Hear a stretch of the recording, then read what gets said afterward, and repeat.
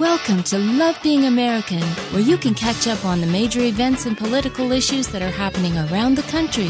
Now introducing two millennials who love being American, your hosts, Andrew and Henry. Hey everyone, welcome to the very first episode of Love Being American. My name's Andrew. I'm Henry. And this is our first official episode. So kind of how things work here is every time we record, I bring Henry a beer, American beer, and he brings me an American beer. But today he messed up. Of course. So, first episode, we're just trying new things out, working out the kinks, so bear with us. Basically. So I luckily brought enough beer for both of us, and today we're drinking the Speakeasy Prohibition Ale. It's from a brewery out of San Francisco, and it's kind of like this malty caramel. Amber. I would say describe as an amber with hints of caramel. Very smooth. Doesn't got a lot of bite. Very bold hops. Bold hops. So it's good. I mean, if you're in the market and they have some Speakeasy there and you're an ale fan, I recommend it. If you like ambers, I recommend it. Definitely. So we're going to get into what we're talking about today. This one kind of hits home with us because we're both millennials, and it seems like a lot of millennials right now they're kind of sensitive. They're sensitive about a lot of things. I mean, they have a lot to be sensitive about. And in this day and age with social media and bullying and all this, there's a lot of attack from different angles. This isn't just who you necessarily hang around with or who you go to school with. You can get it from anywhere and everywhere. The internet is a very, very vast place, and it can be used for both good and bad. So what we want to jump into is we're going to start talking about the Mizzo, what happened at University of Missouri. So those of you who don't know what happened at Missouri, there was a few incidences of racial insensitivity, and there was a lack of response by the now former University of Missouri president, Tim Wolf. And 3 incidences occurred. The first happening on October 5th, there was a student, a drunk, intoxicated individual, and he went to a homecoming skit that and yelled out a racial slur. Apparently was reported, nothing was done.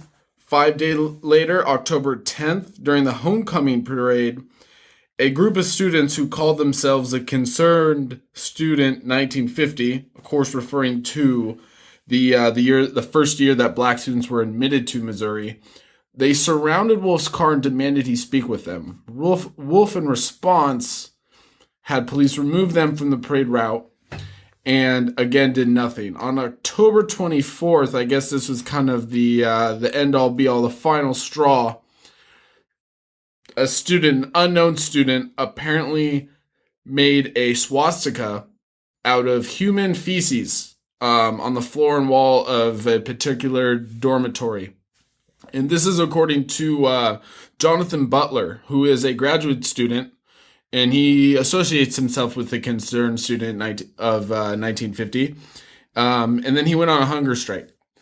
And before we get any further into this, I think it's important to note that the swastika thing, I don't think it's been proven yet. Has it been proven? Of my research, of my knowledge, I have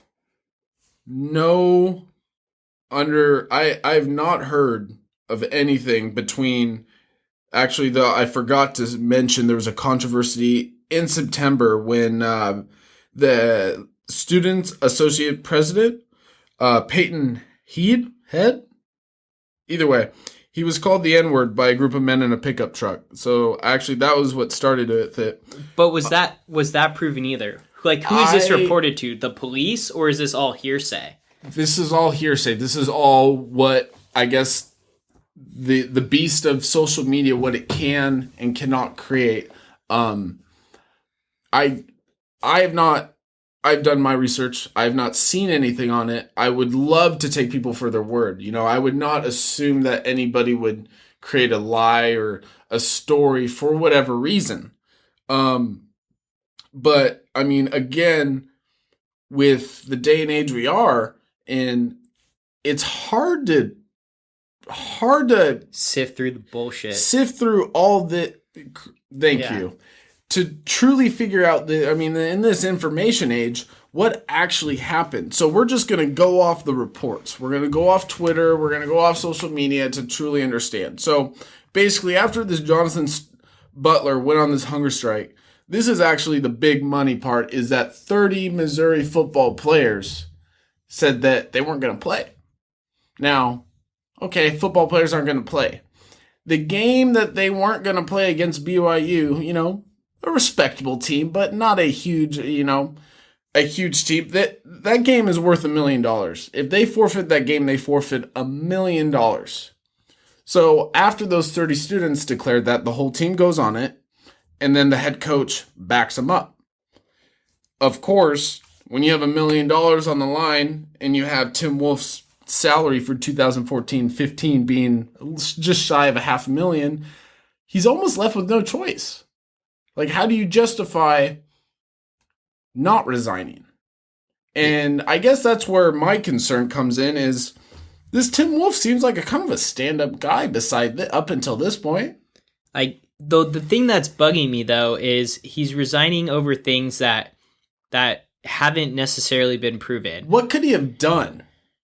Anyways. Yeah. Like, to be fair, the poop swastika thing. That sounds weird to me. Like, I don't know too many people who took the time. Like, how did they make this poop swastika? Yeah, like, I'm really interested in who was like, you know what? I'm gonna make a poop swastika today to show my hate for all the other races on campus. Like, when you think of swastika, you think of Jewish people getting killed, and you think of Hitler. I don't think of, basically persecuting people of other races. No, I would. Okay, I can see why you say that. Now, I would consider just, a swastika as a bid against minorities. If you go back historically to Hitler, and he just didn't like anybody who basically wasn't Aryan. So I can understand that. But my biggest thing is how was the methodology of the swastika created? Because that person's just messed up. But also, I want to point out, and for guys out there, you'll know what I'm talking about. What public bathroom does not have a swastika in it? Seriously. Scratched in. Yeah. What are you going to fire? Are you going to require and push a president of a university to resign for all the swastikas, all the racial slurs, all the phone numbers of random girls who are apparently very promiscuous? I mean, where does this end? And I mean, in our country, we like to, you're innocent till proven guilty. And I don't see any due process. Yeah, he was kind of out. And I mean, I don't know what it's like I've been to plenty of states, and I'm pretty sure there's messed up stuff ran in every single guy's bathroom across the country. Like, he doesn't have control over this quote unquote poop swastika. Now, what do you think about the other? I mean, could he have prevented the other instances? Could he have? I mean, were they actually? I don't think he can. You can't prevent people from being obnoxious, obscene, and insensitive to other people. I don't believe that you really can have a full grasp and prevent that. Yeah, however, it's impossible. Almost. But what do you? Obviously, the concerned students of 1950 wanted to speak with him about the previous matters. But what do you do? I mean, I guess the Student Association president was called, and this is as reported, the N-word by a group of men in a pickup truck while on campus. And then after that, a drunk student went on stage during a homecoming skit and expressed some racial slurs. Now, we have no idea who these students are. Right. And if they're even students. If they are the students. If the pickup truck matter, you don't know how close that was to campus or how far away it was. No. And who even... Now, I'm not saying, I don't agree with anything that's going on. No, but this is what I'm saying. He heard someone shout the N-word from a pickup truck, right? But Was he a white student? What? Was he a white student? Who was in the pickup truck? Yeah. Yeah, that's what I'm saying. Nobody knows what color that was. And Because it's okay. Because it's okay for a black person to call another person. Hip hop would tell you that is true. Right. So how do you know that it's not another, black man saying that to another black man? What if it's one black guy and a group of white guys? I've just heard it's people in a pickup truck. Does it? I haven't seen that it says a white male. Nothing. Maybe I haven't Asian done enough male. research. I haven't seen anything. This is, to me, all hearsay. Yeah, it is. And that's what bothers me, is that this guy Tim Wolf, his father was a professor for 20 years at Missouri. Yeah. His mother got her bachelor's, her master's, I believe her law degree as well, before she went on to go to the University of Massachusetts. But this guy, Tim Wolf, he went himself. Yeah. And he said that his kids were going to go to Missouri. This guy bleeds Missouri Tiger blood. Yeah. I feel, of all people, this is who you want to run your university. I agree. And I'm all for, I get this safe space inside of the classroom, right? As students growing up in America, everything was done to preserve safe space and, promote learning in the classroom. You couldn't have certain haircuts, or you couldn't do certain things within the class. But when you get outside the classroom, yes, it's on campus. College campuses are massive. You're going to have things that upset you, and you're going to encounter stuff that you don't agree with. But is that not part of the growth of the individual? Yeah, that's life. Being in discomfort encourages growth. Yeah, that's what I don't understand. How could you ever grow or become a better person if you're never placed outside of your comfort zone? With adversity? I'm not saying it's right. I'm just saying this is life. Life is hard. You're gonna not encourage people you're not gonna encounter people all the time who agree with you. So now, wait, just one step back. Now, take on the backside. What if we have the wrong perspective on that? What if that creating this safe space is actually creating a better America? I mean, how does that create a better America? Not allowing any, I guess, freedom of speech. Not that you should go around. I mean, you can't say there's a fire in a theater. That'd be against the law, because people can be hurt physically. Yeah. But what is the limit on mental, I guess, abuse? But it's not mental assault. These kids are just saying on college campuses. They're not saying in the real world. I'm sure if they had it their way, it'd be the same in the real world as with everyone. But they're saying the faculty and, the president of the university has to provide a safe space on the university so these people can learn, so they can walk around and not feel threatened. How many people go to Missouri? I should have looked that up. Probably a lot. You got to be. I went to Long Beach State. There's 35,000 students. How do you create a safe environment for an enrolled body of 35,000 students? Is it possible? Yeah. I mean, and the thing is, what's different about where we went to school, because we both went to school in Southern California, our campuses are some of the most diverse campuses in the whole entire country. Does it not have the biggest Latino? Yeah, Fullerton had Fullerton was straight up a melting pot. You had every single type of race and color there in large packs. So, there are plenty of classes where I was the only white kid in. Studies. Yeah, I took Chicano studies. Chicana studies, actually. Chicana. So, it just... So when I hear this, right, when I personally hear this, it's a little weird to me because I was in such a melting pot. I never would, no one was racist. Yeah, I didn't hear anything, I was never, around people who were dogging other races. And we're also in Southern California, which many people wouldn't believe is really diverse. There might not be a lot of African Americans here, but there are a lot of Hispanic and Asians. A lot of Asians, absolutely. I mean, you can go to the city of Irvine, which is coming on 200,000 people, and don't quote me on this, but I would say more there. Is in California, is white people the minority? In the state. In the state of California, white people are the minority. I don't know. I'm not sure on that. But where we are, I mean, we where in Southern California, where we live in Orange County, we are probably the minority compared to Asians, Middle Easterns. Yeah, Middle Easterns, And who technically Hispanics. are classified as Caucasian, but whatever. Okay. And then Hispanics. True. White people are probably the minority, though. Now, I mean, it's so big. I mean, Missouri is a different world. It's the South. I mean, Yeah. historically, you go back, that was the, that was kind of the state that sent us into a civil war almost. Yeah, I agree. But, like, my grievances are, like, what I don't understand is, you saw that big safe circle. They didn't let the press in. The concerned student of 1950. Yeah. What is that? The reporter from ESPN. Yeah, the kid, the Asian guy. Way? Yeah, Tim, whatever his name is, Tim. We'll just call him Tim. Let's call him Timmy. We don't need to know his last There's name. a video on YouTube. You can look it up. It's concerned student in 1950, and you have this Asian student, Tim. Let's call him Timmy.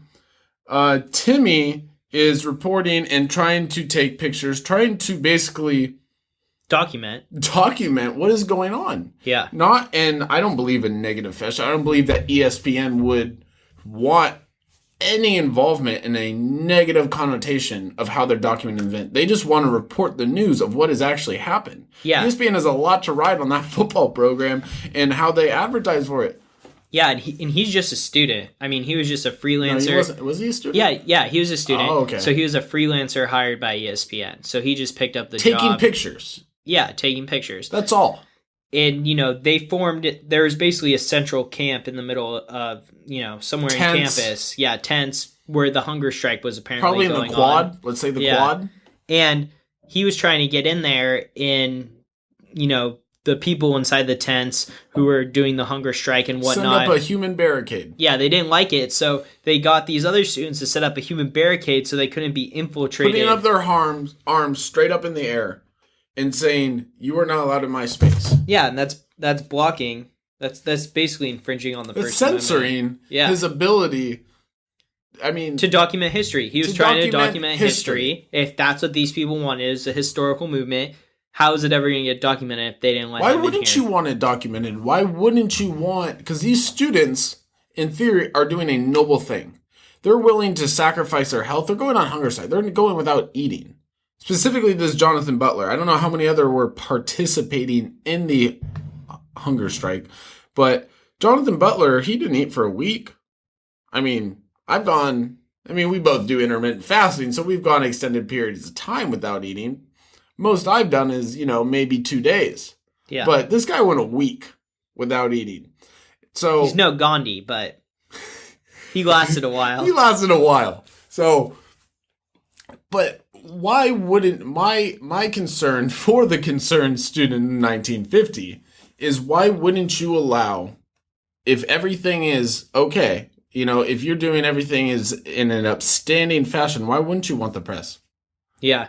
The press is your best friend in this case because you haven't done anything wrong. Yeah, I agree.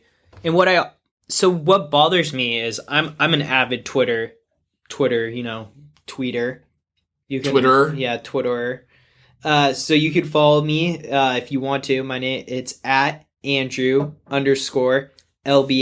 The LBA stands for Love being American. Exactly. So there were death threats. And these death threats were on Yik Yak. And for those of you who don't know, Yik Yak is a message board where people can post stuff anonymously within a certain range. So someone went on Yik Yak within the, Missouri radius and posted a few death threats saying that, To whom? that it's just broadcasted to anyone there. okay. So they're saying like, I have it on my phone.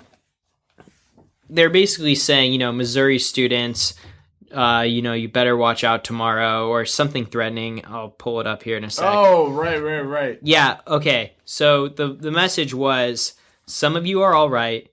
Don't go to campus tomorrow. Basically, that's a threat, right? That guy was arrested though. Yeah, How anonymous is that if you... Yeah, I mean, this guy was stupid. Nothing you post online is anonymous. Yik Yak has your phone number. It's Right. the app's on your phone. Like, people who do this are just stupid. Anyways, so the whole night, everyone's like, please pray for Mizzo. and I get that. Yeah, that's scary. And then people were getting very upset that professors did not cancel class the next day. And one of this professor was he was saying, I'm not canceling class because if I cancel class, then you're letting the bullies win or the terrorists win. Right. You're letting them Absolutely. interfere with life. And I totally get his point. And then all these students attacked him unnecessarily. Or necessarily. No, I don't think so. I don't think it was warranted. It goes see both sides. Yeah, I see both sides too. The students want to have a concern from themselves, but this is a slippery slope. But Yeah, if exactly. we gave into every terrorist threat, where would we be? We'd all be in our rooms. Yeah. We'd all be on honestly, lockdown. it's freaking yik yak. I wouldn't take any threat on there seriously, but you should. In this day and age, you have to. So, this guy, he tried to resign. The school didn't let him resign. And he's still in line. I didn't even know they didn't let him resign. He tried? Yeah, he actually resigned saying, I shouldn't have said that. I'm willing to step down because everyone's so damn sensitive. It sounds like everyone has to step down nowadays. He's fed up if he's willing to resign for those comments. That's getting out of control. Yeah. So the university was like, no, you're not resigning. You had a point, whatever. So the next few days on Twitter, everyone's been like... The U.S. doesn't negotiate with terrorists, right? Yeah. We don't negotiate with terrorists. So, they've all been like, this is crazy. One of the leaders of Concerned Students 1950 said the KKK was on campus. Yeah, I heard about that. And then he came out the next day saying he was lying. Oh. Yeah. Really? The KKK wasn't Interesting. on campus. Yeah. So it's so like... now we have... Okay, so now we have some truth And seeping through the cracks. Does that absolve them of everything else that was said? This is the same guy who said the person in the pickup truck was shouting racial slurs at him. So it gets a little more interesting. I would like to know if there's any connection between Tim Wolf and this concerned student in 1950. But here's what I'm really trying to get at here. The concerned students of 1950 said they feel unsafe on campus, right? Right. And as of right now, getting racial slurs and stuff yelled at you, I'm sure is not nice if that happens. And let's take mental assault out of it.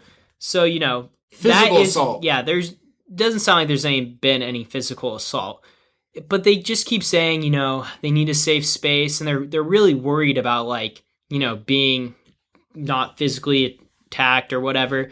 But what I'm trying to get at here is what they are going through is nothing. It's really not anything compared to... Let's ask what Martin Luther King... If Martin Luther King was around getting sprayed by fire hoses, getting dogs thrown at him, let's talk to those folks. The civil rights movement of what is a safe space, a safe area to live. So, yes, that is true. But I'm even getting at something that's happening today. And what I'm trying to get at here is they want a safe space. I get that. But what real fear is, and they say they're in fear, and I'm sure some of them are, but, having racial slurs yelled at you, it's not nice, and it can really mess you up. But that's not real fear. What real fear is not being able to take your child outside of your house without them being afraid of getting struck by a stray bullet. Without letting your kids play in the backyard because something might happen and kill them. Being afraid to walk your children to school every day because there might be a gang shooting and they might die. If you want to talk about fear, that is real fear. And that is happening in American neighborhoods. I have the statistics right in front of me. In Chicago, in West Garfield Park. South Chicago. Yeah, South Chicago, West Garfield Park. The murder rate in 2014 was 16.7. Sorry. 116. Yeah, 116.7. So we'll call it 117 people were killed per 100,000 people. And that's happening in African American neighborhoods. And that is sky high.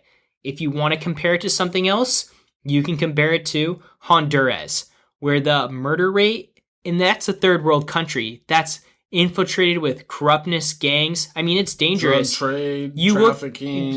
You look it up on the internet, and there's warnings about traveling to Honduras. El Chapo's been there before. Yeah, there's warnings about why you shouldn't go to Honduras. But guess what? West Garfield Park is more dangerous than Honduras. In Honduras, there's only 90.4 murders per 100,000 people. It's about 27 less people. Yeah. That's pretty. I mean, you go to even Guatemala, it's about 40. El Salvador, it's about 40. Venezuela is 54. These, I mean, Inglewood's 52 and a half. Or 52.6, let's say 53. So Inglewood alone has more Inglewood has a higher homicide rate than Guatemala, El Salvador, Belize, and one less person dies compared to Venezuela. That's real fear.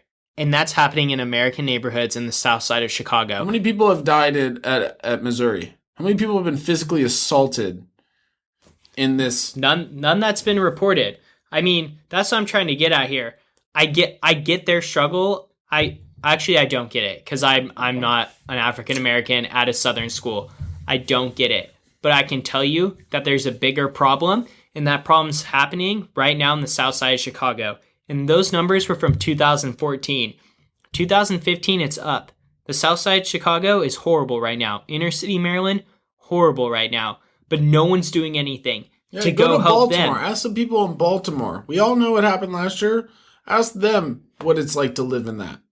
Yeah, where's the change with that? Detroit. Let's go to 8 Mile. Yeah, where are the riots with that? Where are these hunger strikes with that? In your own neighborhoods, these people, many of these kids probably grew up there. Murder rates are sky high. I don't see people picketing about that. And that's going to have, concerned students 1950, in 6 months, no one's going to talk about you. This is going to be forgotten. I'm pretty sure it's going to be forgotten. And the only reason I'm saying that is because the 24-hour news cycle, something else is going to come up. Some other crazy stuff's going to happen in the news. And then this is just going to phase out. And if anything will ever become of it, who knows? Sure, it might be referred back to in the past, just like many other movements that only lasted a few days or just in the 24-hour news cycle. But ultimately, I don't know if anything's going to become of this, and whether that's a good thing or a bad thing, I can let you decide. I hope we can get more student movement, like a better voice to find, real issues and to solve problems. That's what we need is power to the people. Yeah, I mean, as long as something's getting accomplished, I think that'd be good. But we'll have to see. We'll let history in the future decide what's going on with this. If you have any, we want to hear from you too. So, if you don't agree with us, yeah, let us know. Let us know. I want to hear your viewpoint. In the show notes, leave us a comment below in the section, and we'll answer you and get back to you. We allow freedom of speech. We allow criticism, constructive, against us. Yeah, I'm sure we'll probably get some mean stuff too, but that's fine. We'll take it all. We'll wear it. So every week we're going to do kind of like a pinhead segment, basically. Just name who the biggest pinhead was of the week. And so we're going to do it. So this week we just had the Republican presidential debate. So I'm going to name a pinhead from that. And it's not necessarily something that happened from the debate. It's just being a pinhead in general. And mine's going to be Ben Carson. Ben Carson. Because his house is creepy. Have you seen pictures? Yeah, that's why I'm saying it. Have you seen pictures? If you have not seen pictures of Ben Carson's house. He's got paintings of Jesus and himself. Yeah, he's hand-painted. Yeah, I mean, it's just creepy. It's weird. He's got a Proverbs quote on his fireplace mantle or whatever. I don't even know if there's a fireplace. It's on a mantle. Proverbs is spelled wrong. It's spelled Proverbs. So he's got an engraving of a Bible quote with that's Proverbs spelled incorrectly. That's a good Anyways, he must be. Go check it out. Let me know what you think. But yeah, he's definitely my pinhead of the week. So we'll let you know. Thank you so much for taking time out of your day to join us. Thanks again. We really appreciate, honestly, it means, every person that comes on, it gets us excited. It gets us excited to be here and to keep coming back every week in and week out. Exactly. And if you have any questions for us or, comments, concerns. Want to talk trash? Talk trash. We'll hear it. Yeah, we're open to it. You can visit us at lovebeingamerican.com, and we look forward to seeing you next week and having, We're not going to see them. We're going to hear them. Yeah. We look forward to you hearing us next week. We will be seeing you at some point. Yes, we're, for those of you who don't know, Blab. We're going to be getting on Blab soon, and we're going to be hosting kind of just like commentary, Q&A, millennials talking about politics. That's all we're going to do. We want to hear from you guys and everyone else. So we'll let you know more to come on that. But for now, peace out. I'm Henry. I'm Andrew. I love being American.